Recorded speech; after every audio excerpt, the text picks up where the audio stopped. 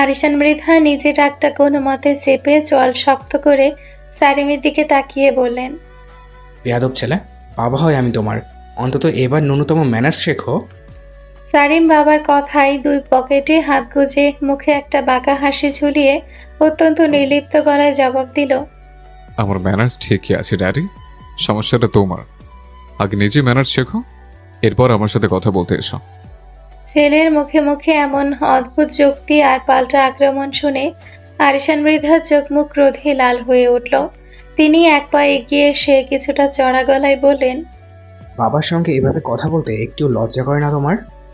সারিম এবার দুই হাত ছড়িয়ে দিয়ে এমন এক ভান করলো যেন সে আকাশ থেকে পড়েছে। অত্যন্ত উদাসীন ভঙ্গিতে জবাব দিল, লজ্জা? ওটা আবার কি? ওয়াই লজ্জা? প্লিজ অ্যাভয়েড দিস লজ্জা অ্যান্ড আস্ক মি। ছেলের এই উদ্ভট ইংরেজি আর বাংলা মেশানো কথায় আরিশান মৃধা চরম অতিষ্ঠ হয়ে উঠলেন। তিনি ভালো করেই জানেন এ ছেলের সাথে যুক্তি দিয়ে কথা বলা মানে নিজের সময় নষ্ট করা। এর মুখের ভাষার কোনো লাগাম নেই, আর ওনাকে রাগানোর কোনো সুযোগ সে হাতছাড়া করে না।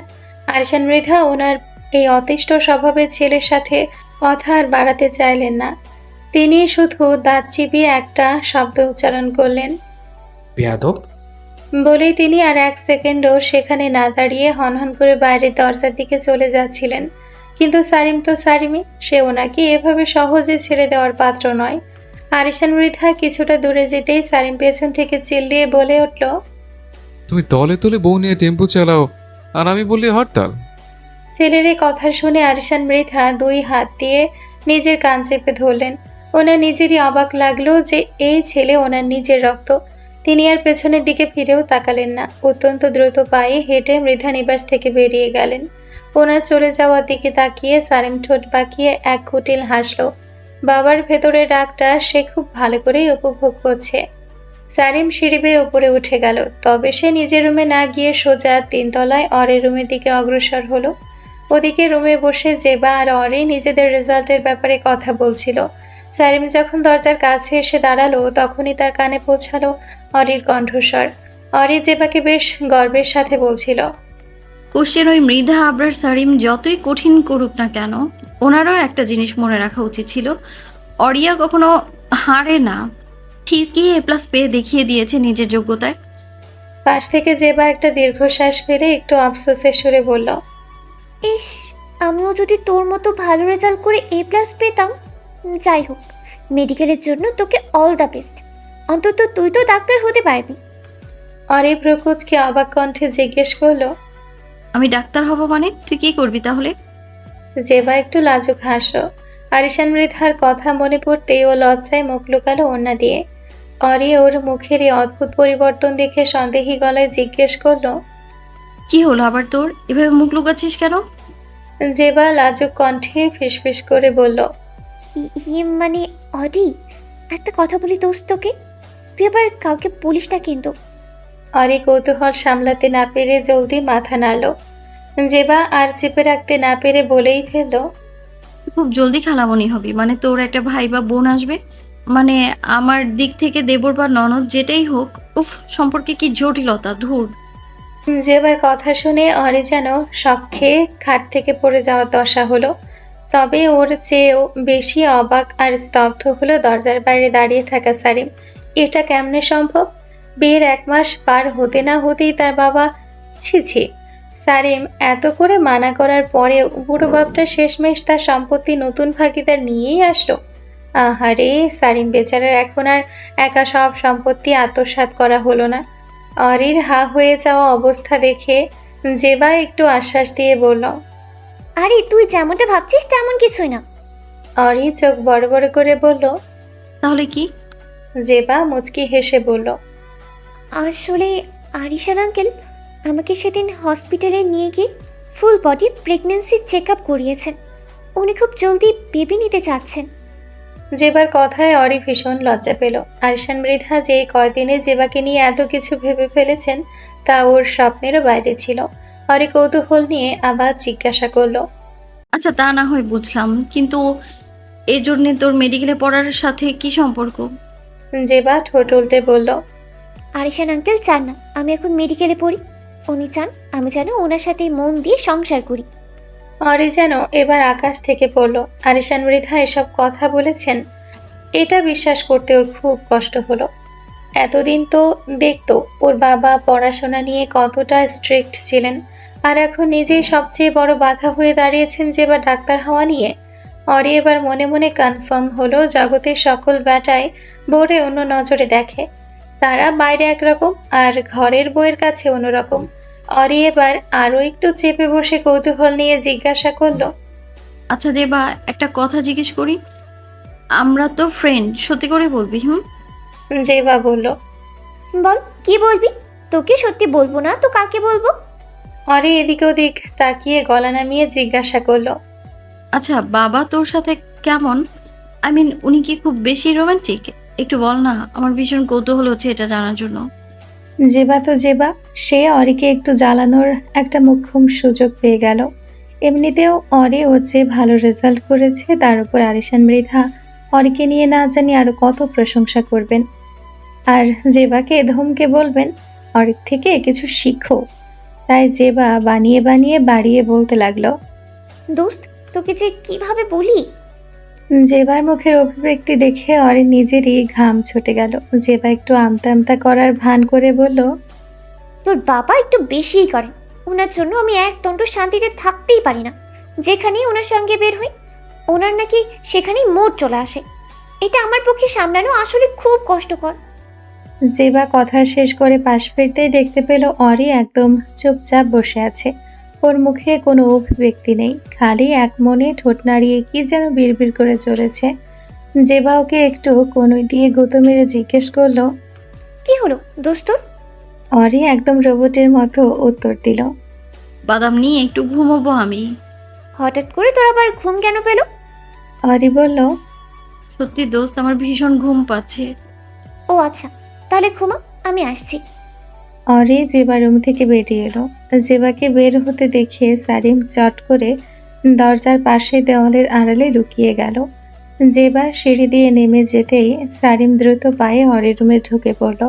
রুমের ভেতর অরি তখনও পাথরের মতো নিশ্চুপ বসেছিল। সারিম বুঝতে পারল অরি এখনও জেবা দেওয়া তথ্যের শকে আছে। সে অরিকে একটু বাস্তবে দুনিয়ায় ফেরানোর জন্য ওর কাঁধে সজোরে একটা ধাক্কা দিল। অরি আচমকা ভয় পেয়ে মা গো বলে চিৎকার করে উঠল, কিন্তু পরক্ষণেই সামনেই সারিমকে দাঁড়িয়ে থাকতে দেখে সে আবার থতমত খেয়ে চুপ হয়ে গেল। তবে অরির কিছুক্ষণ আগে সেই মহিষের খাঁচার রাগটা আবার নতুন করে চাড়া দিয়ে উঠল। সে মুখটা অন্যদিকে ঘুরিয়ে সারিমকে পুরোপুরি উপেক্ষা করতে লাগলো। সারিম পরিস্থিতি বুঝতে পেরে মুখে কিছু বলল না। সে এক মুহূর্ত দেরি না করে হুট করে অরির কোলে মাথা রেখে খাটের উপর শুয়ে পড়ল। হঠাৎ কাণ্ডে অরি চরম বিরক্ত হয়ে সারিমের মাথাটা কোল থেকে সরাতে চাইল, কিন্তু সারিম চেয়েও চতুর। সে খপ করে অরির হাত দুটো ধরে ওকে এক টানে ডাইরেক্ট নিজের চড়া বুকের ওপর এনে ফেলল। আকস্মিক এই কাণ্ডে অরি ভয়ে চোটে থরথর করে কেঁপে উঠল। কিছু বুঝে ওঠার আগেই সারিম অরির ঠোঁটে নিজের ঠোঁট ডুবিয়ে দিল। অরি নিজেকে ছাড়ানোর জন্য ছটফট করতে লাগলো। সারিমের বুকে হাত দিয়ে ধাক্কা দিল, কিন্তু সারিম ওকে শক্ত বাঁধনে আটকে রাখলো, একটুও ছাড়ল না। বেশ কিছুক্ষণ গভীর চুম্বনের পর সারিম অবশেষে অরিকে মুক্তি দিল। ছাড়া পেয়ে অরি হাঁপাতে হাঁপাতে অগ্নি দৃষ্টিতে সারিমের দিকে তাকালো। ও চোখ দুটো দেখে মনে হচ্ছিল সে চোখের আগুনে সারিমকে এক্ষুনি পুড়িয়ে ভস্ম করে দিবে। সারিম মনে মনে বুঝলো টোপটা এবার উল্টো কাজ করেছে। বইয়ের রাগ কমার বদলে আরো কয়েক গুণ বেড়ে গেছে। সে কিছুটা অপ্রস্তুত হয়ে মাথা চুলকে হাসলো। অরির মনোযোগ অন্যদিকে ঘোরানোর জন্য মিষ্টি গলায় বলল, তুমি খুব সুন্দর বউ। অরি একটুও না গলে অত্যন্ত গম্ভীর গলায় জবাব দিল।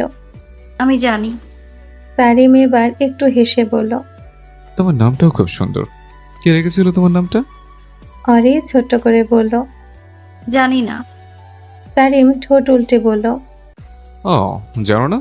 আচ্ছা, তা আমার ওপর থেকে রাগটা কি এখনো কমেনি? অরি হঠাৎ সারিমের দিকে এগিয়ে এসে একদম শান্ত গলায় বলে উঠল, আপনার ঠোঁটটা কেটে দিই। অরির মুখে এমন অদ্ভুত আর শীতল কথা শুনে সারিম পুরো স্তব্ধ হয়ে গেল। অরিকে দেখে মনেই হচ্ছে না সে কোনো মজা করছে। সারিম কিছুটা চিন্তিত হয়ে জিজ্ঞেস করলো, কি হয়েছে তোমার?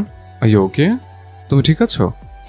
অরি শুধু মাথা নেড়ে বোঝালো সে ঠিক আছে। সারিম আর কোনো প্রশ্ন করলো না। সে ভাবলো অরি হয়তো এখন আদুরে মোডে আছে, তাই সে নিজের মুখটা আবার অরির দিকে বাড়িয়ে দিল।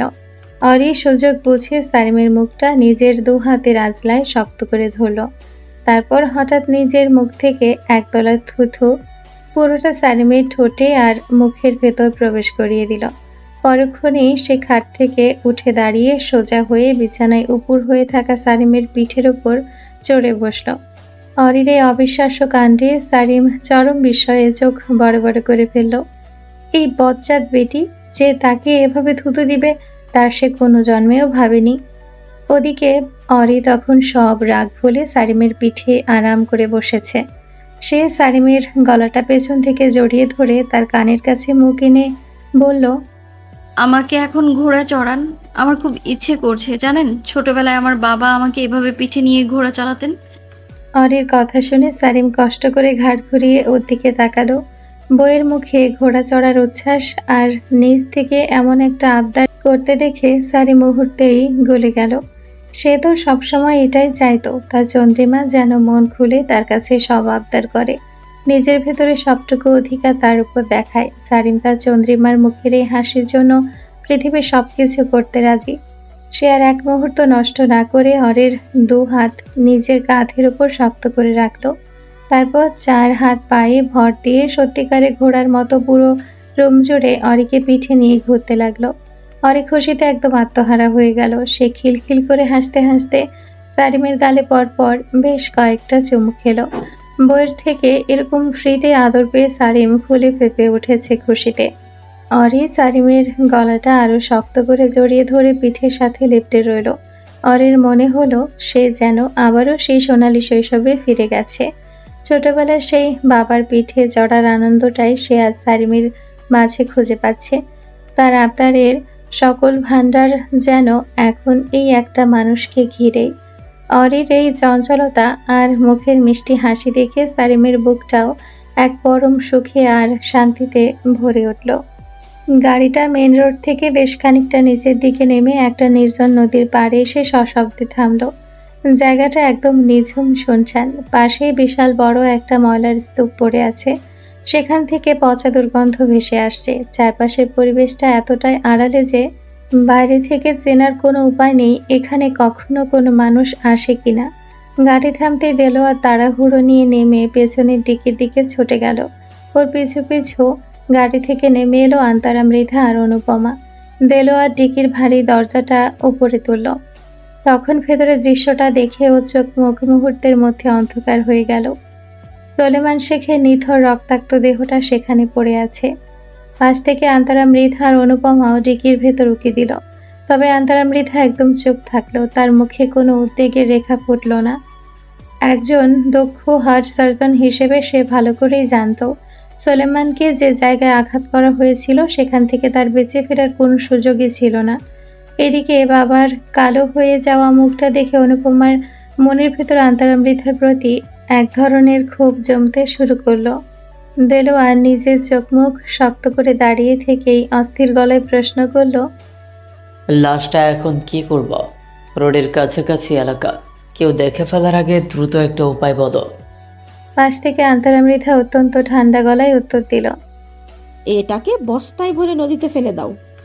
অনুপমা চারপাশে তাকাতেই কাছাকাছি একটা পুরনো ছালার বস্তা টাইপ কিছু দেখতে পেল। সে তড়িঘড়ি করে ওটা কুড়িয়ে এনে দেলোয়ারের দিকে বাড়িয়ে দিল। দেলোয়ার বস্তাটা হাতে নিয়ে ঘুরিয়ে ফিরিয়ে দেখে বিরক্ত হয়ে বলে উঠল, এইটুকু বস্তায় এর পুরো বডি ঢুকবে বলে মনে হচ্ছে না, এর একটা সাইজ করা দরকার আছে। অনুপমা, তুই একটু রাস্তার উঁচুতে গিয়ে তাকিয়ে দেখ কেউ এদিকে আসছে কিনা। অনুপমা এক মুহূর্ত না দাঁড়িয়ে মেন রোডের কিছুটা উঁচুতে চলে গেল চারপাশে নজর রাখার জন্য। ওদিকে দেলোয়ার গাড়ির ভেতর থেকে একটা বড় রামদা বের করে আনলো। কিছুক্ষণ পর সব কাজ শেষ হয়ে গেলে আন্তারা, মৃধা আর দেলোয়ার মিলে সেই ভারী বস্তাটা টেনে হিঁচড়ে নদীর পাড়ে নিয়ে গেল। তারপর দুজনে মিলে ওটা জোরে ছুড়ে দিল নদীর পানিতে। সোলেমান শেখের লাশের খণ্ডাংশ ভরা বস্তাটা নদীর তীব্র স্রোতে ভেসে চোখের আড়ালে চলে গেল। অনুপমা আবার পাহারা শেষ করে ওনাদের দিকে ফিরে এলো। এরপর তিনজন মিলে খুব দ্রুত আর সতর্কতার সাথে চারপাশের মাটিতে লেগে থাকা সমস্ত রক্তের চিহ্ন পানি দিয়ে ধুয়ে মুছিয়ে একেবারে সাফ করে ফেলল। যেন একটু আগেও এখানে কোনো প্রাণীর অস্তিত্ব ছিল না, কোনো পৈশাচিক অপরাধ ঘটেনি। সব কাজ শেষ করে তারা তিনজন গাড়িটা ওখানেই রেখে কিছুটা সামনের দিকে এগিয়ে গেল। যাওয়ার পথে মাটির ওপর একটি রক্তমাখা কালো বস্ত্র পড়ে থাকতে দেখা গেল, যা হয়তো তাড়াহুড়ো করার সময় অসাবধানতাবশত পড়ে গিয়েছিল। আন্তারা, মৃধা আর দেলোয়ার চারপাশটা ভালো করে দেখে নিয়ে সামনে থাকা একটা ভাঙাচোরা পরিত্যক্ত ঘরের ভেতরে গিয়ে দাঁড়ালো। প্রচুর ময়লা জমে আছে ঘরটাতে। ঘরের এক কোণে থাকা ময়লা আবর্জনা সরিয়ে দেলোয়ার একটা ভারী লোহার ম্যানহোল টেনে তুলল, আর তখনই মাটির নিচে চলে যাওয়া একটি গোপন সুড়ঙ্গের পথ উন্মোচিত হলো। কোনো কথা না বাড়িয়ে তিনজনই সেই অন্ধকারের ভেতর নেমে গেল। টানেলের শেষ প্রান্তে পৌঁছাতেই চোখের সামনে ভেসে উঠল সম্পূর্ণ ভিন্ন এক জগৎ। একটি অত্যাধুনিক সুসজ্জিত বায়োমেডিক্যাল ল্যাবরেটরি। বাইরে থেকে বোঝার কোনো উপায় নেই যে মাটির নিচে এমন একটি মডিউলার ওটি এবং হিউম্যান অর্গান প্রিজার্ভেশন সেন্টার থাকতে পারে। ল্যাবের একপাশে বিভিন্ন উচ্চ ক্ষমতার preservative, chemical, advanced surgical instrument থরে থরে সাজানো। তার পাশে আরামদায়ক সোফা সেট এবং কিছুটা দূরে রয়েছে একটি অত্যন্ত সুরক্ষিত সিক্রেট রুম। দেলোয়ার অনুপমাকে সোফায় বসিয়ে দিয়ে আন্তারা মৃধাকে অনুসরণ করলো। আন্তারার হাতে একটা বিশেষ কাঠের বাক্স। সিক্রেট রুমে ঢুকে দেলোয়ার ভেতর থেকে দরজাটা লক করে দিল।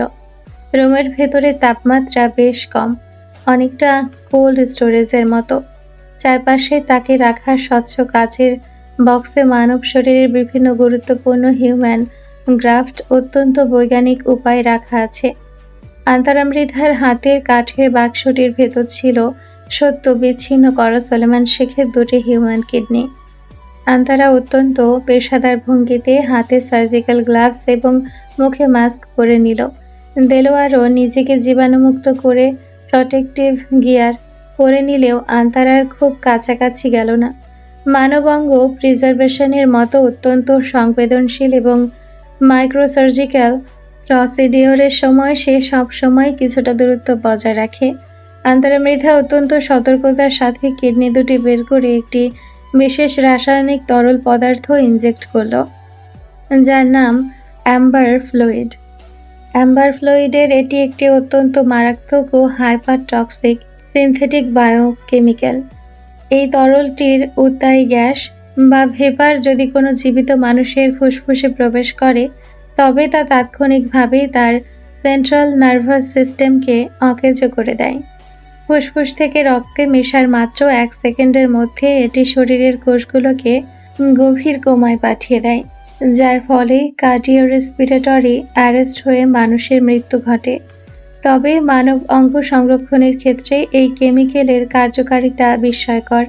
সাধারণত একটি isolated human kidney cold ischemic কন্ডিশনে 24 থেকে 48 ঘন্টার বেশি সতেজ রাখা যায় না, কিন্তু এই অ্যাম্বার ফ্লুইডের সেলুলার মেটাবলিজম বা কোষীয় বিপাক ক্রিয়াকে সম্পূর্ণ বন্ধ করে দেওয়ার ক্ষমতা রয়েছে। এটি অর্গানের কোষগুলোকে এক ধরনের কৃত্রিম হাইপারনেশন বা গভীর ঘুমে পাঠিয়ে দেয়। এর ফলে কোনো রকম কোষীয় ক্ষয় বা টিস্যু নেক্রোসিস ছাড়াই অঙ্গগুলোকে প্রায় 20 বছর পর্যন্ত অবিকৃত অবস্থায় সংরক্ষণ করা সম্ভব। পরবর্তীতে যখন এর নির্দিষ্ট অ্যান্টিডট বা কাউন্টার সলিউশন পুশ করা হবে, তখন অঙ্গের কোষগুলো আবার সচল হয়ে উঠবে এবং গ্রাফটি মানবদেহে প্রতিস্থাপনের জন্য সম্পূর্ণ প্রাণবন্ত হয়ে যাবে। এই বৈপ্লবিক ও বিপজ্জনক বায়োকেমিক্যালটির উদ্ভাবক হলেন লুকা নামক মোনাস্কুক, একজন অত্যন্ত জিনিয়াস বিতর্কিত বিজ্ঞানী।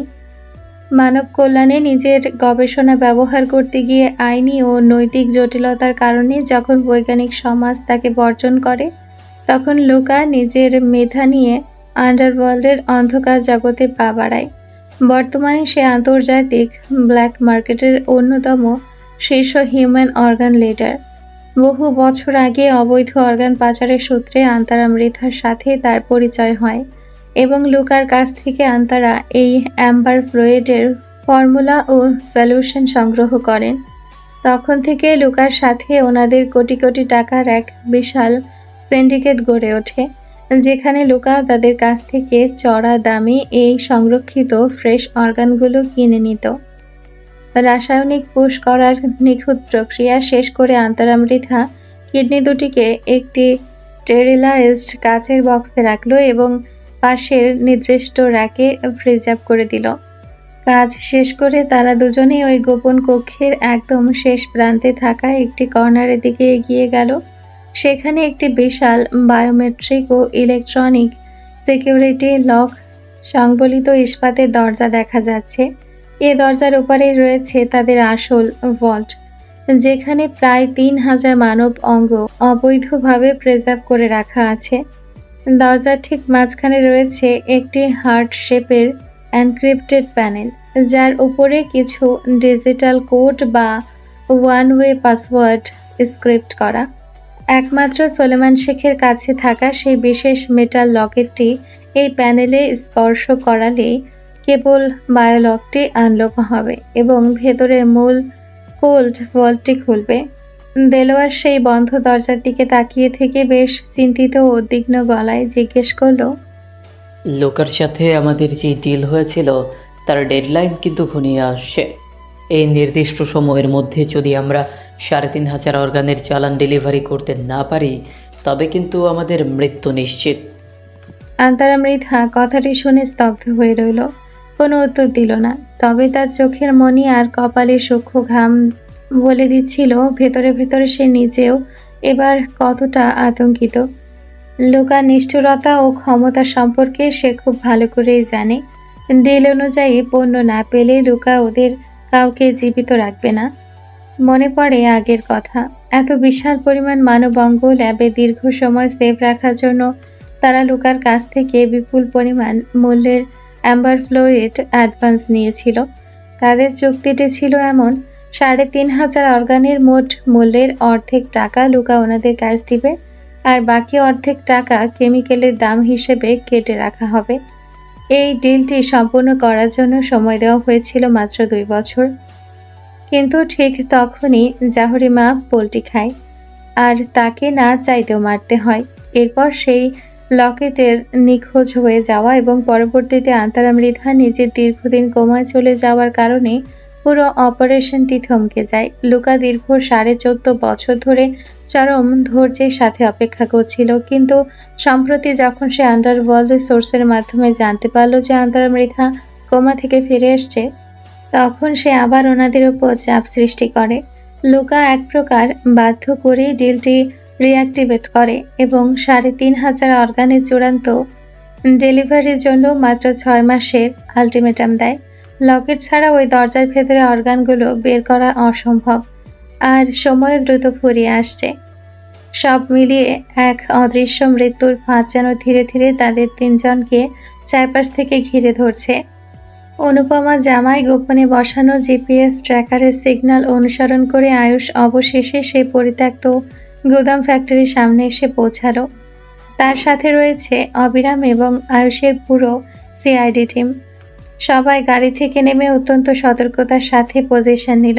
ভেতরের দিকে এগোবার সময় হুট করে ফ্যাক্টরির সামনের কাঁচা রাস্তায় গাড়ি টায়ারের গভীর ঘর্ষণের দাগ দেখে আয়ুষের নজর আটকে গেল।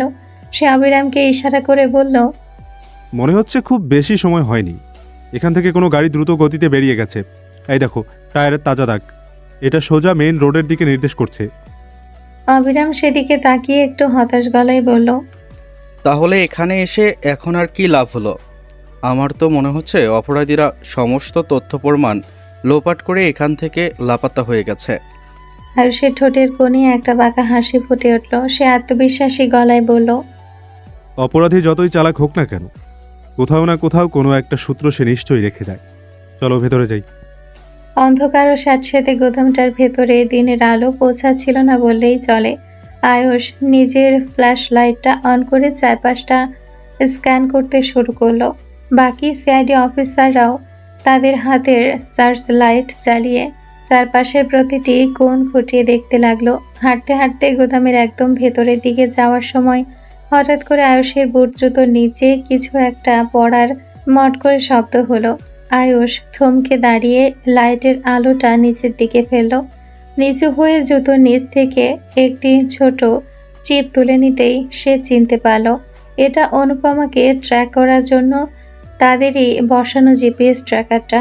হয়তো তাড়াহুড়ার কারণে জামা থেকে খসে পড়েছে। আয়ুষ নিশ্চিত হলো এখানে মারাত্মক কিছু একটা ঘটে গেছে। ঠিক তখনই গোদামের অন্য প্রান্ত থেকে সিআইডি অফিসার ফায়াজের জরুরি কণ্ঠস্বর ভেসে এলো। স্যার, দ্রুত এদিকে আসুন, কিছু পাওয়া গেছে। আয়ুষ এবং অবিরাম সহ বাকি অফিসাররা দ্রুত ফায়াজের দেখানো জায়গাটায় গিয়ে জড়ো হলো।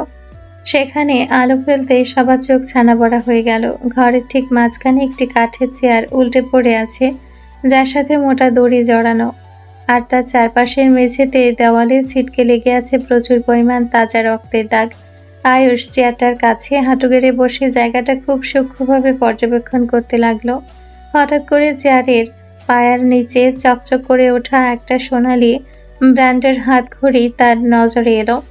সে ফরেন্সিক গ্লাভস পরা হাত দিয়ে সাবধানে ঘড়িটি তুলে নিল। এরপর সেদিকে ভালোভাবে পর্যবেক্ষণ করতে লাগলো। দেখে বোঝা যাচ্ছে অত্যন্ত নামি দামি লাক্সারি ব্র্যান্ডের ঘড়ি এটি, যা সাধারণ মানুষের কেনা সাধ্যের বাইরে। আয়ুষ ঘড়িটি অবিরামের দিকে এগিয়ে দিয়ে পেশাদার গলায় নির্দেশ দিল, এই ওয়াচটা ক্রাইম সিন এভিডেন্স হিসেবে কাজ করে। এটার সিরিয়াল নাম্বার ট্র্যাক করে খোঁজ চালাও। এটি কার নামে রেজিস্টার্ড এবং কোন শোরুম থেকে কেনা হয়েছে। আই ওয়ান্ট দ্য ডিটেলস নাও। অবিরাম মাথা নেড়ে এভিডেন্স প্যাকেটে ঘড়িটি ঢুকিয়ে সিল করে দিল। আয়ুষ এবার অন্য অফিসারের দিকে তাকিয়ে বলল, মেঝে আর দড়ি থেকে ব্লাডের সোয়াব স্যাম্পল কালেক্ট করো দ্রুত। এটা ডক্টর স্যানেলের ল্যাবে ডিএনএ প্রোফাইলিংয়ের জন্য পাঠিয়ে দাও। ভিকটিমের পরিচয় কনফার্ম হওয়া দরকার। তদন্ত শেষ করে আয়ুষ সোজা হয়ে দাঁড়ালো। অবিরাম পাশ থেকে জিজ্ঞেস করলো, স্যার, রক্তের প্যাটার্ন দেখে মনে হচ্ছে এখানে কাউকে বন্দি করে টর্চার করা হয়েছিল।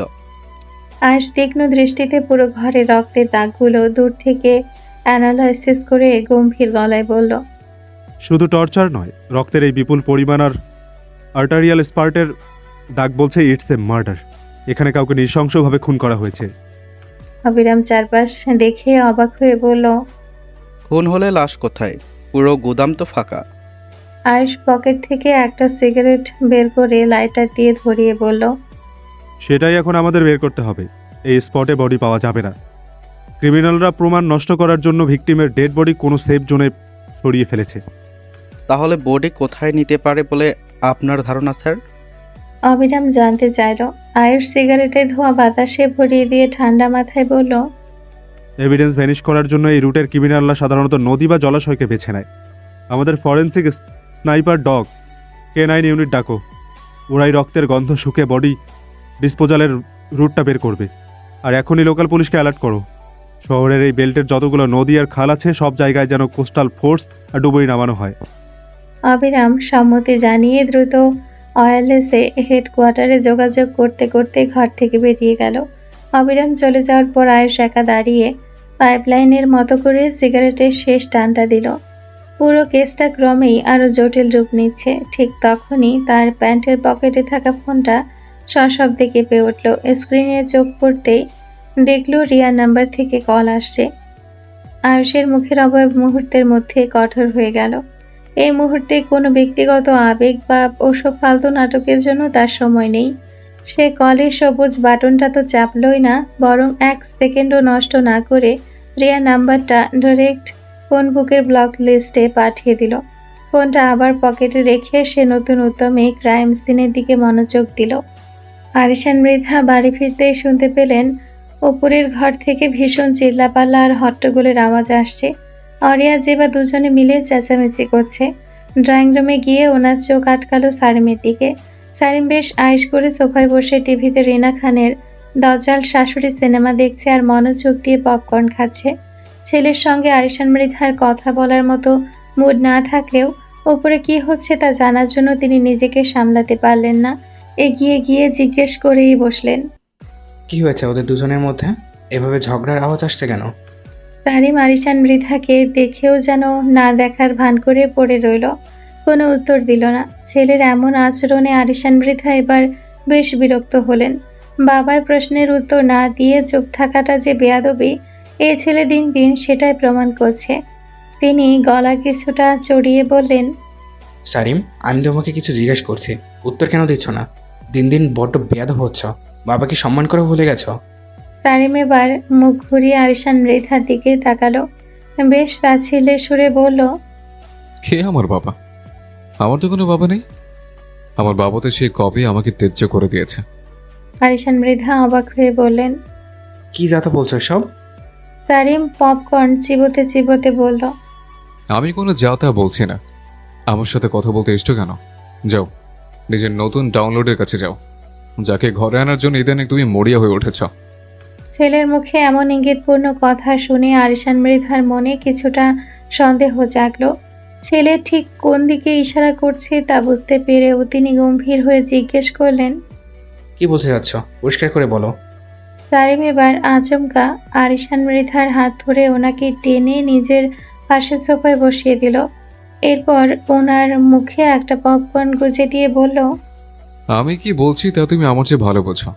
যাই হোক, আমার কিন্তু একটা বেডি সিস্টার চাই কুস্তাকুস্তি করার জন্য। ব্যাটা হলে পরে আমি একমাত্র ছেলে থেকে দুই মাত্র হয়ে যাব। শেয়ারিং পছন্দ না আবার আমার। ছেলের মুখে এমন অদ্ভুত কথা শুনে আরিশান মৃধা কি বলবেন তা ভেবে ভাষা হারিয়ে ফেললেন। ঠিক তখনই সারিম হঠাৎ বাবার কোলে মাথা রেখে শুয়ে পড়ল। ওনার হাতটা টেনে নিজের মাথায় রাখলো এবং আবদারের সুরে বলল, ছোটবেলার মতো একটু মাথায় হাত বুলিয়ে দাও, উপরের দিকে বেশি ফোকাস দিও না। ওখানে আপাতত চুলে চুলে চলছে। ছেলের এই হঠাৎ বদলে যাওয়া আবদারে আরিশান মৃধার মনটা কিছুটা নরম হলেও উপরের ঝগড়ার কথা শুনে ওনার চোখ মুখে উদ্বেগ ফুটে উঠল। তিনি সারিমের মাথায় হাত বোলাতে বোলাতেই জিজ্ঞেস করলেন, কি হয়েছে ওদের মধ্যে? এভাবে ঝগড়া কেন লেগেছে? সারিম খুব স্বাভাবিক গলায় জবাব দিল, তোমার বউ পরীক্ষায় আমার বউয়ের চেয়ে নম্বর কম পেয়েছে, সেজন্য খেপেছে। আরিশান মৃধা চমকে উঠে বললেন, এখানে ঝগড়ার কি আছে? যার যতটুকু মেধা আর পরিশ্রম সে তো সেটুকুই পাবে। আদ্রিজা ভালো পড়েছে, তাই ভালো রেজাল্ট করেছে। সারিম বাঁকা হেসে বলল, হ্যাঁ, ওটা তো তোমার মেয়ে 100তে 100 করেছে। এ মাইনাস পেয়ে জামাইয়ের পাওয়ারে এ প্লাস পাওয়া কি মুখের কথা? বহুত পরিশ্রম করে রাত জেগে বেরিয়ে আমাকে মানিয়েছে। আরিশান মৃধা চরম আকাশ থেকে পড়লেন। ওনার অরি A- পেয়েছে, এটা যেন ওনার বিশ্বাসই হতে যাচ্ছে না। তাছাড়া সারিম এই ধরনের বিষয় নিয়ে ওনার সাথে রসিকতা করবে না, এটাও তিনি জানেন। কিন্তু অরির মতো ভালো পড়ুয়া মেয়ে কিভাবে আমার রেজাল্ট করলো তা ওনার মাথায় খেললো না। পরক্ষণে ওনার মনে হলো পরীক্ষার সময় সারিম এ বাড়িতে এসেছিল। নিশ্চয়ই এই ছেলে যন্ত্রণায় ওনার মেয়ে পরীক্ষায় খারাপ করেছে। তিনি সারিমকে দোষারোপ করে বললেন, আদ্রিজা তোমার জন্য রেজাল্ট খারাপ করেছে, নয়তো আমার মেয়ে এমন নয় যে এত বাজে রেজাল্ট করবে। নিশ্চয়ই ও আমার ভয়ে তোমার কাছে সাহায্য চেয়েছে, আর বিনিময়ে তুমি ওর থেকে কিছু সুবিধা নিয়েছো। সারিম বাবার কোল থেকে ঝট করে উঠে বসলো। নিজের ছেলের চেয়ে ছেলের বউয়ের প্রতি এই অগাধ অন্ধবিশ্বাস সারিমের একদম হজম হলো না। সে মুখ বাঁকিয়ে বলল, নিজের এই ভণ্ড মেয়েকে অন্ধের মতো বিশ্বাস করা বন্ধ করো। তুমি জানো তোমার মেয়ে আগে কি করতো? অন্যের খাতা দেখে লিখত, তো আবার ঘুষ দিয়ে। পরীক্ষার প্রশ্ন বিভিন্ন চোরচুনে ওয়েবসাইট থেকে কিনে পরীক্ষা দিত। তার উপর সে হিউম্যান ডাক্তার নয়, অ্যানিমেল ডাক্তার হতে চায়। আর কত গা ঢাকবে মেয়ের? ভাগ্যে সে দেশ আমার মতো একটা দুর্নীতিমুক্ত শিক্ষামন্ত্রী পেয়েছে, নয়তো দেখা যেত তোমার বৌমার মতো আরো কত নকলবাজ এভাবে পরীক্ষা পাশ করে বের হয়ে যাচ্ছে। ফার্মের মুরগিগুলো তো পড়াশোনা ঠিক মতো করেই না, কিন্তু নকল করার সময় এদের কিছু বলে দিতে হয় না। সারিম কথাগুলো এক নাগাড়ে বলে থামলো। আরিশান মৃধা ছেলের কথায় প্রথমে বাকরুদ্ধ হয়ে গেলেও পরক্ষণে ফার্মের মুরগি বলাতেই তিনি ধরে নিলেন সারিম অরিকে অপমান করছে। তিনি রেগে গিয়ে বললেন, মুখ সামনে কথা বলো সারিম। আমার আদ্রিজাকে ফার্মের মুরগি বললে আমি ভুলে যাব যে তুমি আমার ছেলে। কি হয়েছে লিখেছে তো? নকল করার জন্যও একটা হিডেন ট্যালেন্ট আর অনেক বুদ্ধির প্রয়োজন হয়, যা তোমার মধ্যে কোনো কালেই ছিল না। এই থেকেই পরিষ্কার বোঝা যায় আসল ফার্মের মুরগি আদ্রিজা নয়, তুমি নিজে।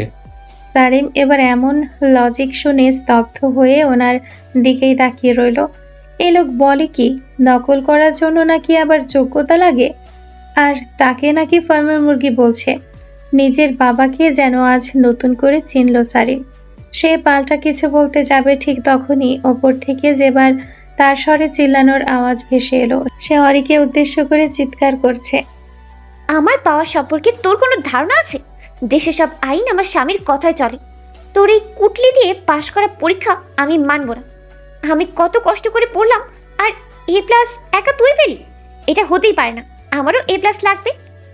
ওপাশ থেকে অরিও ছেড়ে দেওয়ার পাত্রী নয়। সে চেঁচিয়ে বলল, A+ তোকে দেওয়াচ্ছি আমি। তারা গিয়ে তোর জামাইয়ের আইন নিয়ে বসে থাক। আমার জামাই শিক্ষামন্ত্রী, তাই A+ পাওয়ার যোগ্যতা আমি রাখি, তুই না। ফলে বাবাকে গিয়ে বল একটু কিছু করতে পারে কিনা তোর মতো একটা আবাল বউয়ের জন্য। যেবার এগিয়ে গিয়ে বলল, শাশুড়ি হই তোর, মুখ সামলে কথা বল। ভুলে যাস না, সম্পর্কের দিক থেকে শারীন ভাই আমার কি লাগে। আমার একটা কথায় উনি আমাকে A+ পাইয়ে দেবেন, নয়তো ওনাকে আমি আমার জামাইয়ের ক্ষমতা দিয়ে আইনের আওতায় ঢুকিয়ে দেব। অরি উপহাসে সুরে বলল, হ্যাঁ হ্যাঁ, যা, তোকে খুব A+ দেবে উনি। উনি মন্ত্রী হলেও আমি মন্ত্রীর বউ। আমার এক ইশারায় পুরো শিক্ষা ব্যবস্থা উল্টে যেতে পারে, বুঝলি?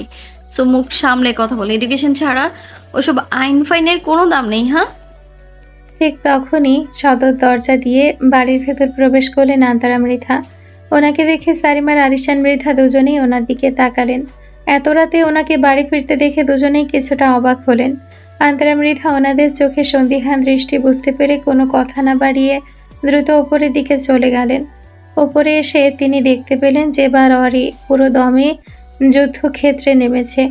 চারদিকে বই খাতা ছড়িয়ে ছিটিয়ে পড়ে আছে। যেবার এক কথা, তারও A+ চায়, কারণ সে অরির চেয়ে বেশি মেধাবী আর অরির এই ডিগ্রি সম্পূর্ণ ভুয়া। অরিও জেবাকে A+ দেওয়ার বিষয়ে ঘোর আপত্তি জানাচ্ছে। দুজনেরই চরম চেঁচামেচিতে আন্তারা মৃধা আর ধৈর্য রাখতে পারলেন না। তিনি দুজনের দিকে তাকিয়ে খুব জোরে চিৎকার করে বলে উঠলেন, এই মেয়েরা, তোমরা দুজন চুপ করবে? আর একটা কথা বললে দুটোকে ধরে আছাড় মারবো আমি। ওপরের এই অদ্ভুত চিল্লাপাল্লা শুনে সারিম মাথায় হায় হুতাশ করে বাবার উদ্দেশ্যে বলল, এত কষ্ট করে দিন রাত এক করে নির্বাচনটা জয় করলাম আমি, আর এখন আমার পাওয়ার হাউস দেখাচ্ছে আমার বউ। কি আজব দুনিয়া, আজব এদের রাজনীতি। আরিশান মৃধা পাশে দাঁড়িয়ে ছেলের দিকে একটু সন্দেহী চোখে তাকালেন। গম্ভীর গলায় জিজ্ঞেস করলেন, যেবার কাছে অরি তোমার মধ্যে A+ পাওয়ার খবরটা কিভাবে পৌঁছালো? আমার তো মনে হয় না অরি নিজে যেচে এই কথা ওকে বলবে। সালিম কোনো উত্তর না দিয়ে আরিশান মৃধার দিকে তাকিয়ে একটা বাঁকা ও রহস্যময় হাসি দিল। আরিশান মৃধার যা বোঝা তিনি বুঝে গেলেন। মনে মনে মেনে নিলেন যে তিনি আসলেই একটা আস্ত চাওড়া জন্ম দিয়েছেন, যে নিজের বউয়ের সঙ্গে সৎ মায়ের মধ্যে লাগিয়ে দিয়ে নিজে আয়েশ করে মুভি দেখে পপকর্ন খাচ্ছে। সারিম চিবুকে হাত দিয়ে বেশ আয়েশ করে সোফায় হেলান দিল। আরিশান মৃধা তখনও ছেলের দিকে এক দৃষ্টিতে তাকিয়ে আছেন। ওনার চোখের গম্ভীর ও তীক্ষ্ণ চাউনি দেখিয়ে সারিম পপকর্নের বাটিটা একপাশে সরিয়ে রাখল। তারপর ব্রুকুচকে বাবার দিকে তাকিয়ে খুব স্বাভাবিক গলায় বলল, কি হলো? তুমি আমার দিকে এইভাবে হা করে কেন তাকাচ্ছ? ফেস ওয়াশের অ্যাড দেখছো নাকি? আরিশান মৃধা ছেলের এমন রসিকতা কিছু বললেন না। ওনার ঠোঁটের কোণে একটা মৃদু মলিন হাসি ফুটে উঠল। দীর্ঘশ্বাস ফেলে অত্যন্ত নরম গলায় বললেন, তুমি খুব চেঞ্জ হয়ে গিয়েছো সারিম। আগের সারিম আর এখনের সারিমের মধ্যে আকাশ পাতাল তফাৎ খুঁজে পাই। মাঝে মধ্যে আমি নিজেই বিশ্বাস হয় না যে তুমি আমার সেই গম্ভীর বুঝদার ছেলেটা। সারিম আরিশান মৃধার কথাটা শুনেও একটু সিরিয়াস হলো না।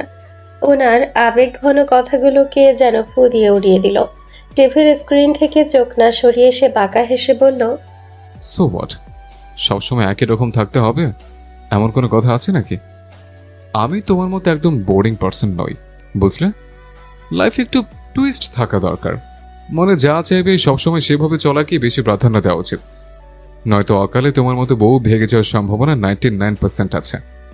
ছেলের মুখে এমন খোঁচা মারা কথা শুনে আরিশান মৃধার মুখটা মুহূর্তের জন্য কেমন যেন অন্ধকার হয়ে গেল। ভেতরের একটা পুরনো ক্ষত যেন নতুন করে চঞ্চনিয়ে উঠল। তিনি নিজের ভেতরের কষ্টটা চেপে মুখটা একটু কেমন করে হাসলেন। তারপর ধীর স্থিরভাবে বললেন, আমি কখনো তোমার মতো ভাগ্য নিয়ে আসিনি সারিম। সবার সব কিছু চাইলেই করাটা শোভা পায় না। জীবনের কিছু ক্ষেত্রে নিজের মনের ইচ্ছের বিরুদ্ধে গিয়ে চারপাশের সব কিছুর সাথে ব্যালেন্স রেখে চলা উচিত। মন তো সবসময় এমন কিছুতেই আটকে যায় যেটা সহজে পাওয়া দুঃসাধ্য, আর তখনই আমরা নিয়তির কাছে হেরে গিয়ে নিজেদের বদলাতে বাধ্য হই। সারিম এবার টিভির রিমোট দিয়ে সাউন্ডটা একটু কমিয়ে দিল। বাবার মুখের দিকে তাকিয়ে ওনার ভেতরের একাকিত্ব আর আফসোসটা খুব স্পষ্ট দেখতে পেল সারিম। তবে নিজের স্বভাবসুলভ চপলতা ঢাকতে আবার একটা পপকর্ন মুখে ফেলে বলল, ব্যালেন্স করতে করতেই তো নিজের লাইফটাকে একটা চোখা কেচুর বানিয়ে ফেললে। মনের বিরুদ্ধে গিয়ে যারা চলে তারা আসলে বাঁচেই না, শুধু টিকে থাকে। আমি টিকে থাকতে আসিনি, আমি রাজত্ব করতে এসেছি। আরিশান মৃধা ছেলের দিকে তাকিয়ে একটা গভীর শ্বাস নিলেন, আর কিছুই বললেন না। সারিম বাবা নিশ্চুপতা ঠিকই লক্ষ্য করেছে। আরিশান মৃধার মুখের অভিব্যক্তি বলে দিচ্ছে লোকটা নিজের জীবন নিয়ে লড়তে লড়তে ক্লান্ত এখন। সারিম কিছু একটা ভাবলো ওনার দিকে তাকিয়ে।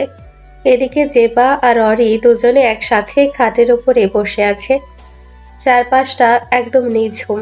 একটু আগে আন্তারা মৃধার সেই কড়া ধমক খেয়ে দুজনেই ঝগড়া থামিয়ে নিশ্চুপ হয়ে রয়েছে। আন্তারা মৃধা অনেক আগেই রাগ দেখিয়ে নিজের রুমে চলে গেছেন। জেবা আর চোখে একবার অরির দিকে তাকালো, কিন্তু অরি ওর দিকে একবারও তাকাচ্ছে না, যেন ও ঘরেই নেই। অরির এই অবহেলা মনে মনে বেশ কান্না পেল জেবার। কিছুক্ষণ আগেই না হয় রাগের মাথায় অরির সাথে যাচ্ছে তাই ঝগড়া বাঁধিয়েছিল, কিন্তু এখন আবার নিজে অরিকে ছাড়া থাকতে পারছে না। নারীদের মন আসলেই বিচিত্র। এক মুহূর্তে হয়তো আকাশ পাতাল এক করে ঝগড়া করবে, আবার পরক্ষণেই কথা না বলে থাকতে পারবে না। যেবা সব লজ্জা আর দ্বিধা ভুলে নিজ থেকে এগিয়ে গেল অরির দিকে। আলতো করে ওর কাঁধে হাত রাখলো। অরি সব দেখলো, কিন্তু মুখে কিছুই বলল না। আবার ঝাড়া মেরে হাতটা সরিয়েও দিল না। অরির এই নীরবতা দেখে জেবা কিছুটা অপরাধী কণ্ঠে বলে উঠল, দোস্ত সরি, মাফ করে দে আমায়। আর কোনোদিন তোর সাথে ঝগড়া লাগাবো না। আমি না তোর বাদামনি বেস্তি লাগি। আমার উপর প্লিজ এভাবে রাগ করে থাকিস না জানো। অরি সব শুনেও না শোনার ভান করে পাথরের মতো বসে রইল। এতে জেবা আরো বেশি ব্যথিত হলো। ও চোখের কোণেই জল চলে এলো। কোনো মতে কান্না চেপে ধরা গলায় বলল, কথা বলবি না আমার সাথে? এত রাগ আমার উপর? ঝগড়া তো আমরা দুজনেই সমানতালে করেছি, চল না সব ভুলে যাই। বন্ধুদের মতো তো কতই ঝগড়া হয়। জেবা এবার অরির কাঁধে ধরে একটু ঝাঁকাতে ঝাঁকাতে আকুতি করতে লাগলো। অরি এবার আর পারল না। জেবার হাতটা কাঁধ থেকে সরিয়ে দিয়ে মুখ গোমরা করে বলল, আমার কোনো ফ্রেন্ড নেই। জেবা অবাক হয়ে বলল, তাহলে আমি কি হই তোর? অরি অত্যন্ত গম্ভীর মুখে বলল, শাশুড়ি। জেবা বুঝলো মেয়েটার অভিমান এবার বেশ কড়া। এত সহজে একে গলানো সম্ভব নয়, তাই সে ঝটপট ইমোশনাল ড্রামা শুরু করে দিল। মুখটা কান্নামুখ করে বলল, সামান্য একটা ঝগড়ায় তুই আমাদের এত বছরের ফ্রেন্ডশিপটা এভাবে নষ্ট করে দিবি? আমি তো ভেবেছিলাম সত্যিকারের বন্ধুত্বের মধ্যে হাজারো ঝড় আসলেও তারা কখনো আলাদা হয় না, কিন্তু এখন যা বুঝলাম আমরা আসলে কখনো তেমন বন্ধুই ছিলাম না। সব নাটক ছিল, সব নাটক। অরে যেবারে নাটক ধরতে বিন্দুমাত্র বেগ পেতে হলো না। সে খুব ভালো করেই জানে এই মেয়ে ওকে মানানোর জন্য এখন হাজারটা আবেগের ফাঁদ সাজাবে। অরে ইচ্ছে করে যেবার সাথে এমন ভাব ধরেছিল। এই মেয়ের ওপর ওর কখনো সত্যি সত্যি রাগ আসেও না, তবুও একটু ঢঙ্গ ছিল। মনে মনে ভাবলো আজকে একে একটু শিক্ষা দিতে হবে, নয়তো নেক্সট টাইম ঝগড়া করতে দুবার ভাববে না। কিন্তু অরিকে এতক্ষণ ধরেও গলতে না দেখে এবার যেবার ধৈর্যের বাঁধ ভেঙে গেল। সে এবার আর নাটক নয়, সত্যি ফুপিয়ে ফুপিয়ে কেঁদে উঠল। ওকে হঠাৎ এভাবে কাঁদতে দেখে অরি চমকে উঠল এবং চটজলদি ওর দিকে ফিরে বসলো। এখন অরি নিজের মুখে খারাপ লাগা ফুটে উঠল। ভাবলো একটু বেশি নাটক করে ফেলেছে হয়তো মেয়েটার সঙ্গে। এতবার বলার পরেও জেবাকে এভাবে ফিরিয়ে দেওয়াটা ঠিক হয়নি। অরি পরম আদুরে জেবার পিঠে হাত বুলিয়ে সান্ত্বনা দিয়ে বলল, একদম কাঁদবি না বাদামনি, আমি তো জাস্ট মজা করছিলাম। তোর উপর আবার রাগ ধরে থাকতে পারি নাকি আমি? জেবা আস্তে আস্তে দু হাতে চোখের জল মুছে অরির দিকে তাকালো। অরি কিছু বুঝে ওঠার আগেই জেবা ওর পিঠে ধাম করে একটা কিল বসালো। অরি ব্যথায় আহজ শব্দ করে পিঠ চেপে ধরল। তবে অরিকে ব্যথায় কুকড়ে যেতে দেখে যেন জেবার মনে শান্তি হলো। সে মুখটা ঝামটা দিয়ে বলল, এত ঢং কিসের তোর? আমার সাথে মজা করিস? ভালোবাসি বলে একদম ঘাড়ে চড়ে বসবি? অরি জেবার দিকে কৃত্রিম রাগ নিয়ে তাকিয়ে বলল, ডাফার একটা, মারলি আমায়? যা করেছি একদম বেশ করেছি। তুই আমার সাথে ওভাবে ঝগড়া কেন বাদালি শুনি? জেবা পাল্টা প্রশ্ন করলো। তুই আমাকে মিথ্যে কেন বললি? অরিভ্র কোচকে বলল। কি মিথ্যা? জেবা অভিমানী গলায় বলল। ওই যে তোর রেজাল্ট নিয়ে প্রথমে সত্যিটা বলে দিলে কি আমি এত মাইন্ড করতাম? এখন তোর এই রেজাল্টের জন্য তোর সো কল বাপ আমাকে কত কথা শোনাবে। অরি একটা দীর্ঘশ্বাস ফেলে বলল। তোকে জানালেই বা তুই কি করতে পারতি? সেই তো বাবা তোকে বকা দিতেও। তাছাড়া তোকে আমার রেজাল্টের ব্যাপারে বললো কে? জেবা শান্ত কণ্ঠে জবাব দিল। শারিম ভাইয়া। অরি সারিমের নাম শুনতেই মুহূর্তেই চটে গেল। লোকটার এত বড় সাহস! এত পা ধরে রিকোয়েস্ট করার পর একটু রেজাল্ট বদলালো, কিন্তু ও সেটা পেটে চেপে রাখতে পারলো না। উল্টো এখানে এসে জেবার সাথে ওর ঝগড়া বাঁধিয়ে দিলেন। অরি আজ ভীষণ ক্ষেপে গেল সারিমের ওপর। মনে মনে ভাবলো লোকটাকে আজ একবার হাতের কাছে পেলেই তারপর ওনাকে মজা বোঝাবে। অরির এই রাগী ভাবনার মাঝেই ওর ফোনটা টুং করে শব্দ করে উঠল। সে পাশ থেকে ফোনটা হাতে নিয়ে দেখলো আরাফের মেসেজ। আরাফ ওকে কোচিংয়ে না যাওয়ার কারণ জিজ্ঞাসা করেছে, কিন্তু অরির এই মুহূর্তে কোনো কিছু ভালো লাগছিল না, তাই সে কোনো উত্তর না দিয়ে আরাফের মেসেজটা উপেক্ষা করলো। জিবা অরির মুখের ভাব দেখে জিজ্ঞেস করলো। কি হয়েছে? কার মেসেজ ছিল ওটা? অরি উদাসীন গলায় বলল। আরাফ মেসেজ দিয়েছে, জিজ্ঞেস করছে কোচিংয়ে যাচ্ছি না কেন। ও, তা তুই কিছু বললি না কেন ওকে? ভালো লাগছে না এখন আমার। জেবা খানিকক্ষণ চুপ করে থেকে অরির দিকে তাকালো, তারপর একটু আমতা আমতা করে বলল। একটা কথা বলবো অরি? হ্যাঁ বল। জেবা বেশ কৌতূহল আর সংশয় নিয়ে জিজ্ঞেস করলো। তুই তো পড়াশোনা নিয়ে বেশ ভালোই সিরিয়াস ছিলি, কখনো ভাবিনি তুই শেষমেশ এমন একটা পথ বেছে নিবি। আচ্ছা অরি, তোর জন্মদাতা বাবা তো সব সময় চাইতেন তুই বড় হয়ে একজন নামকরা ডাক্তার হোস, চিকিৎসার মাধ্যমে মানুষের সেবা করিস। তাহলে হুট করে সব এমন হয়ে গেল কেন? জেবার মুখে নিজের বাবার কথা শুনতে অরি খানিকক্ষণ স্তব্ধ হয়ে রইল। ঘরের ভেতরে বাতাসটা যেন ভারী হয়ে উঠল। এরপর একটা দীর্ঘশ্বাস ফেলে শূন্য দৃষ্টিতে তাকিয়ে বলল। পৃথিবীতে যদি আমি কাউকে খুব বাজেভাবে ঠকিয়ে থাকি তাহলে সেই দুটো জিনিস হলো, এক আমার মৃত বাবা, আর দুই আমি নিজে। আমি নিজেকে সবচেয়ে বড় ঠকিয়েছি জেবা। আমার বাবা সব সময় চাইতেন আমি একজন বড় ডক্টর হই। আমিও ছোটবেলা থেকে সেই স্বপ্নটাকেই নিজের বুকে লালন করে বড় হচ্ছিলাম। চলতি পথে কত হোঁচট খেলাম, তবুও কখনো হাল ছাড়িনি। কিন্তু এক সময় যখন আমি নিজের মুখোমুখি দাঁড়ালাম, তখন নিজের ভেতরের আসল সত্যটা দেখতে পেলাম। ভাবলাম আমি কি আসলেই সঠিক সিদ্ধান্ত নিয়েছি। অরি একটু থামলো, তারপর আবার বলতে শুরু করলো। কেন জানি আরিশান বাবার কাছে আসার পর আমি নিজের ভেতরে অন্য এক রকমের জীবন উপলব্ধি করতে পারি। 10 জনের সাথে মেশার পর একসময় বুঝতে পারলাম আমি আসলে হিউম্যান ডাক্তারি প্রফেশনের জন্য তৈরিই হইনি। কারণ এতকাল আমি শুধু আমার বাবার স্বপ্ন পূরণের জন্য একটা অদম্য জেদ নিজের ভেতর পুষে রেখেছিলাম। এটা আমার নিজের ইচ্ছে ছিল না, অথচ ছোটবেলা থেকে আমি অ্যানিমেল খুব ভালোবাসতাম। আমার আসল ইচ্ছেটা ছিল একটু ভিন্ন। এ বাড়িতে আসার পর প্রথম বাবা আমাকে একটা পেট শপে ঘুরতে নিয়ে যায়। সেখানে অবলা প্রাণীদের সাথে সময় কাটানোর পর কেন যেন আমার মনে হলো এদের চিকিৎসা করাটাও তো মন্দ নয়। তাছাড়া কোনো পেশাকেই যে ছোট করে দেখা উচিত না, তা আমার নিজের বাবাই আমায় শিখিয়েছিলেন। অরি একটা মলিন হেসে বলল। বাবার সাথে এত হাই প্রোফাইল লাইফস্টাইলে থাকার পর ডাক্তার হওয়ার স্বপ্ন আমার কাছে কেমন যেন বেঠিক ঠেকলো। ভাবলাম আমি তো জীবনে সব সুখ স্বাচ্ছন্দ্য এমনিতেই পাচ্ছি, তাহলে নিজের ইচ্ছার বিরুদ্ধে গিয়ে এত লড়াই কেন করব? কিন্তু পরক্ষণেই যখন সারিমের কথা মনে পড়তো তখন একটু অন্যভাবে ভাবতাম। এই ভাবনাটাই যেন আমাকে দিন রাত পড়তে বসাতো।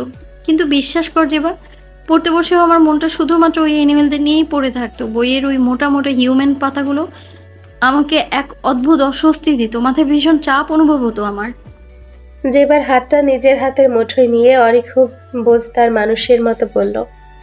জানিস যেবা, একটা কথা কি, তোর মন যা চাইবে তা তুই কখনো জোর করে করতে যাবি না, নয়তো দেখবি একসময় সেই জিনিসটাই তোর জীবনের সবচেয়ে বড় বিরক্তির কারণ হয়ে দাঁড়াবে। তাছাড়া আমার জীবনে এখন সবই আছে।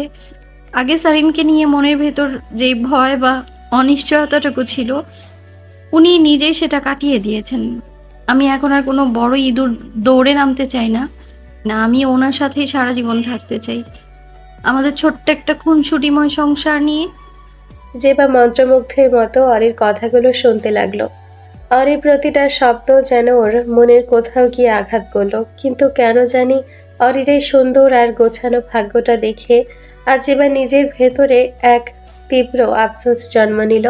জেবা মনে মনে ভাবলো, ইস, যদি আরিশান মৃধাও এভাবে তাকে ভালোবাসতেন, তাকে নিজের করে আগলে ভাবতো, তাহলে হয়তো জেবা জীবনটাও আজ অরির মতো এমন পূর্ণতায় ভরে উঠত। আজ আর নিজেকে এত অপূর্ণ আর একাকী বলে মনে হতো না। জেবা অরিকে আর কিছু না বলে এক বুক ভারী হতাশা নিয়ে খাট থেকে নেমে এলো। অরি তখনও নিজের ভাবনায় ডুবে আছে। জেবা ধীর পায়ে রুম থেকে বেরিয়ে দরজাটা টেনে দিল। 3 তলার সিঁড়ি বেয়ে সে দোতলার করিডর দিয়ে নিজের রুমের দিকে এগোচ্ছিল। ঠিক তখনই গেস্ট রুমের কাছাকাছি এসে আচমকা ওর পা দুটো যেন মাটির সাথে লক হয়ে গেল। সেখানে আধখোলা দরজার ফাঁক দিয়ে ভেতরের দৃশ্যটা দেখে জেবার চোখ দুটো মুহূর্তের মধ্যে চড়ক গাছ হয়ে উঠল।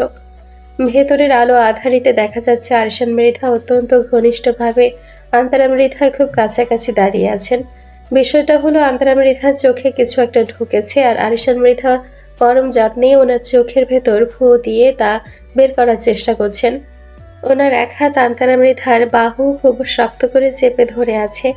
ওদিকে আন্তারা মৃধাও যেন সুযোগ বুঝে আরিশান মৃধাকে 2 হাতে খুব শক্ত করে গলা জড়িয়ে ধরে ওনার বুকের সাথে মিশে আছেন। দূর থেকে আধখোলা দরজার ওই সংকীর্ণ ফাঁক দিয়ে জেবার কাছে পুরো বিষয়টাকে অন্যরকম ঠেকল। ওনারা একে অপরকে জড়িয়ে ধরে চুমো খাচ্ছেন। ভুলবশত এটাই ধরে নিল জেবা।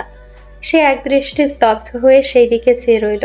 বুকের ভেতরটা যেন কেউ ধারালো ছুরি দিয়ে ফালা ফালা করে দিচ্ছে। চোখ ফেটে তীব্র কান্না আসার উপক্রম হলেও মেয়েটা দাঁতে দাঁত চেপে নিজের কান্নাটা ভেতরে আটকে রাখলো। ওর হাত পাগুলো অস্বাভাবিকভাবে কাঁপতে শুরু করলো, যেন শরীরের সমস্ত রক্ত এক নিমিষে হিম হয়ে গেছে। কণ্ঠনালীর কাছে এসে একদলা কান্না আটকে গেল, যার কারণে সে একটা দীর্ঘশ্বাস পর্যন্ত ফেলতে পারছিল না। শখের পুরুষকে বোধহয় অন্য নারীর সঙ্গে দেখার বেদনা এটাকেই বলে। ও হোক না সেও তার বউ, তবুও জেবা এটা মানতে পারল না। ভেবে নিল আরিশান মৃধা তাকে নয়, আন্তারা মৃধাকে এখনো ভালোবাসে।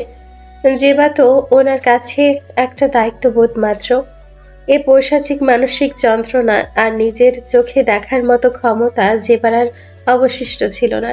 সে আর 1 সেকেন্ডও সেখানে দাঁড়ালো না। তীব্র কষ্ট আর মুখ ভাঙা অভিমান নিয়ে দ্রুত সেখান থেকে প্রস্থান করলো। আজ আর জেবা আরিশান মৃধার রুমে গেল না।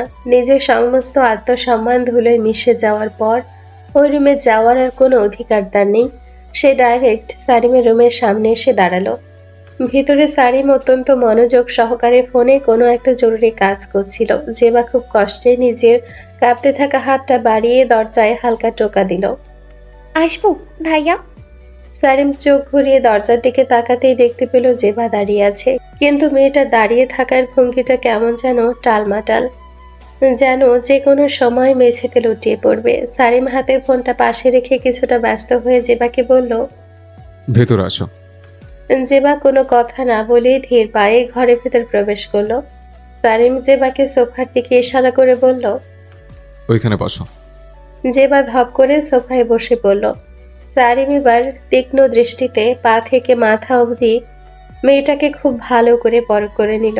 জেবাকে ভীষণ রকমের অস্বাভাবিক আর বিপর্যস্ত ঠেকলো তার কাছে। মুখটা একদম ফ্যাকাশে, চোখ দুটো লাল হয়ে আছে। সারিম আর কথা না বাড়িয়ে পাশের টেবিল থেকে জগের পানি গ্লাসে ঢেলে জেবার দিকে এগিয়ে দিল। জেবা ও শুকনো বিবর্ণ হাত বাড়িয়ে গ্লাসটা ধরল এবং প্রায় এক নিঃশ্বাসে পুরো পানিটুকু পান করে নিল। পানি খাওয়ার সময় গ্লাসের গায়ে লেগে থাকা ওর হাত দুটো অনবরত কাঁপছিল, যা সারিমের চোখ এড়ালো না। জেবা পানি শেষ করতেই সারিম ওর হাত থেকে খালি গ্লাসটা নিয়ে টেবিলে রাখলো। তারপর জেবা ঠিক মুখোমুখি থাকা সিঙ্গেল সোফাটা এসে বসলো। অত্যন্ত শান্ত গলায় বলল, রিল্যাক্স, একটু শান্ত হও, লম্বা শ্বাস নাও। জেবা কয়েক মুহূর্তের জন্য নিজের চোখ জোড়া শক্ত করে বন্ধ করে নিল। বুকের ভেতর উথাল পাথাল করা ঝড়টাকে শান্ত করার জন্য জোরে জোরে দুটো দীর্ঘশ্বাস ছাড়লো। এরপর সে চোখ মেলল। এখন আগে চেয়ে নিজেকে কিছুটা সামলে নিয়েছে ঠিকই, কিন্তু গলার কাছে সেই দলা পাকানো কষ্টটা এখনো রয়ে গেছে। যে বা আর কোনো ভূমিকা না করে একদম বুঝে আসা ভাঙা গলায় সারিমকে বলে উঠল, আই ওয়ান্ট ডিভোর্স। আমি বাবার কাছে ফিরে যেতে চাই। যেবারে আকস্মিক অভাবনীয় কথায় সারিম মনে মনে বেশ বিস্ময় বোধ করলো।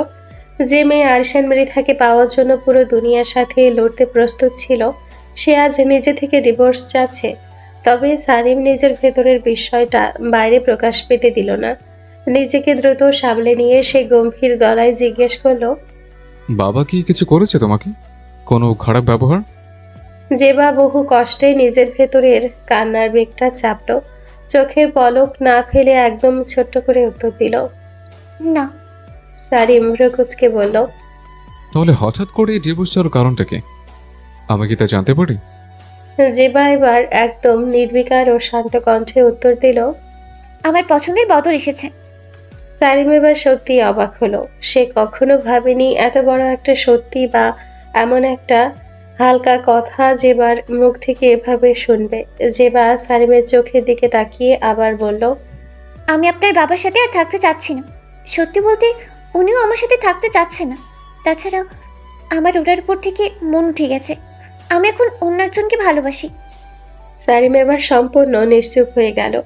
কি বলবে তা যেন ভেবেই পেল না। কিছুক্ষণ আগেও তো এই মেয়েটা অরের রুমে একদম ঠিকঠাক ছিল, আবার অরের সাথে সমানতালে ঝগড়া করছিল। তাহলে হঠাৎ করে মাঝখানেরই অল্প সময় কি এমন ঘটলো যে সে ডাইরেক্ট সম্পর্ক চুকিয়ে ফেলার কথা তুলেছে?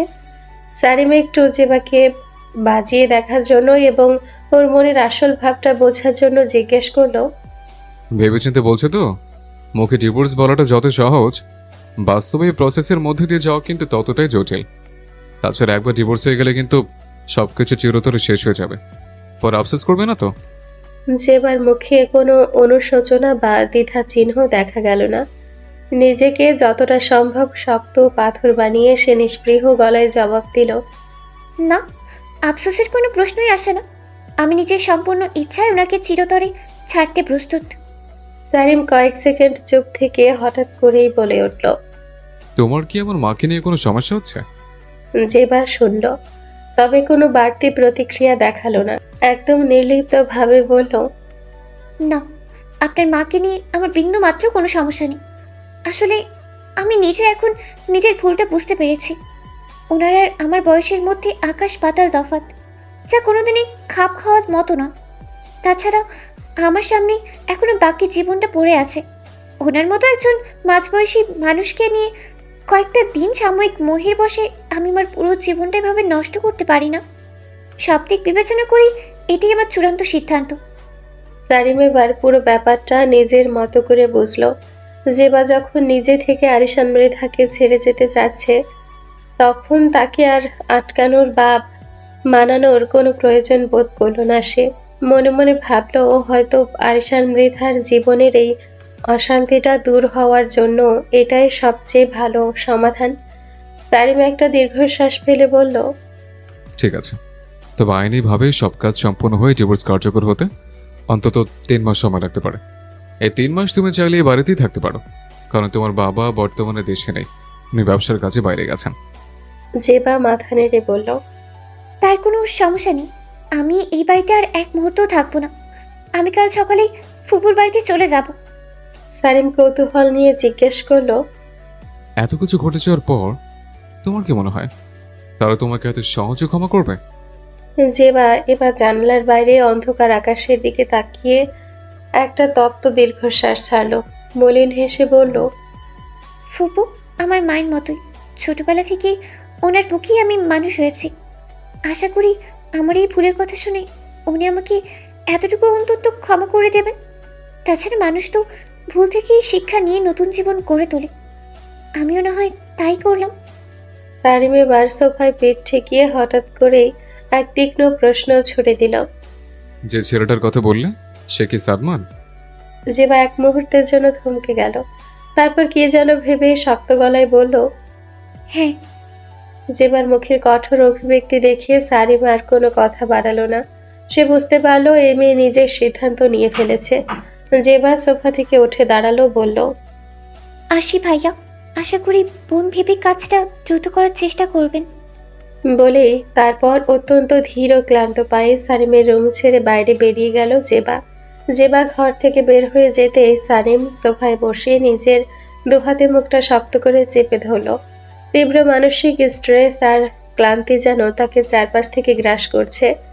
এত চিন্তা আর মাথায় নেওয়া যাচ্ছে না। সেই পরিবারের ভাঙন রুখতে, চারপাশের পরিস্থিতি ঠিক করতে যা যা পদক্ষেপ নিচ্ছে সবকিছু যেন ক্রমশ আরও বেশি ভঙ্গুর ও ধ্বংসের দিকে এগিয়ে যাচ্ছে। কোনো কিছুই যেন আর তার নিয়ন্ত্রণে নেই। সারিম টেবিলের ওপর থেকে ফোনটা তুলে নিল, এরপর কারো নাম্বারে ডায়াল করলো। ওপাশ থেকে একটা গম্ভীর কণ্ঠস্বর ভেসে আসলো। সারিম লোকটার উদ্দেশ্যে বলল,